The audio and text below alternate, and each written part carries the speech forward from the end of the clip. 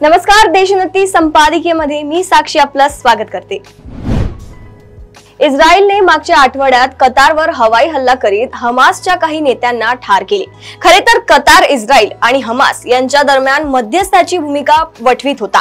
हमासचे नेते इस्रायल सोबतच्या वाटाघाटीसाठीच कतारमध्ये आले होते, परंतु इस्रायलने कतार हमासच्या नेत्यांना संरक्षण पुरवित असल्याचा आरोप करीत थेट कतारवरच हल्ला चढविला। या हल्ल्यामुळे अस्वस्थ झालेल्या इस्लामिक देशांनी तातडीने एक परिषद बोलावली। या परिषदेत 40 पेक्षा अधिक इस्लामी देशांचे प्रमुख किंवा प्रतिनिधी उपस्थित होते। त्यांच्या उपस्थितीत इजिप्तने इस्लामी देशांवर होणाऱ्या हल्ल्यांचा मुकाबला करण्यासाठी नाटोच्या धर्तीवर इस्लामी देशांचे संघटन उभे करण्याची सूचना दिली।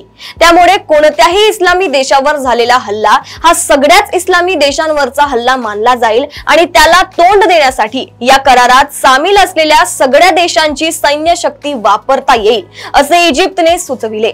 इजिप्तच्या सूचनेचे सगळ्याच देशांनी स्वागत केले। अर्थात हा प्रस्ताव पुढे कशा स्वरूपात साकार होईल हे अद्याप स्पष्ट झालेले नाही, परंतु अशा कराराची गरज असल्याचे सगळ्याच इस्लामी देशांनी मान्य केले आहे। प्रत्यक्षात हा करार म्हणजेच इस्लामिक नाटो संघटन अस्तित्वात आले तर भारताची चिंता वाढणार आहे। या संघटनेत अण्वस्त्र संपन्न असलेल्या एकमेव देश म्हणून पाकिस्तानला विशेष महत्त्व प्राप्त होणार आहे। पाककडे असलेल्या अण्वस्त्रांचे संरक्षण इतर देशांनाही हवे आहे।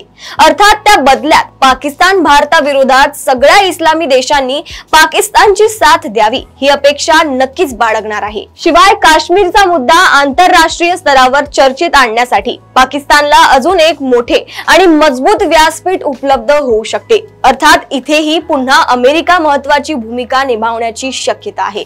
सौदी सारख्या बलाढ्य इस्लामी देशाचे अमेरिकेसोबत चांगले संबंध आहे, त्यामुळे असा काही करार होण्यापूर्वी अमेरिकेची मर्जी सांभाळणेही तितकेच महत्त्वाचे ठरणार आहे।